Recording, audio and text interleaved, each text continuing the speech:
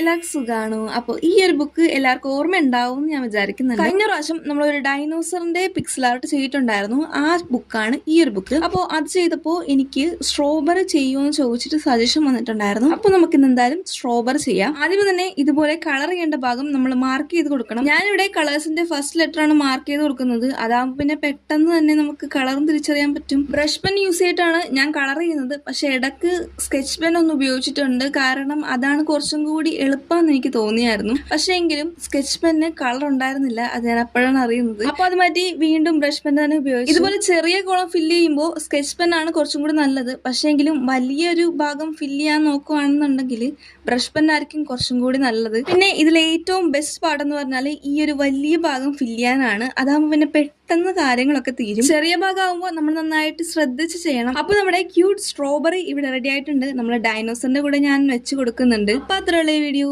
thank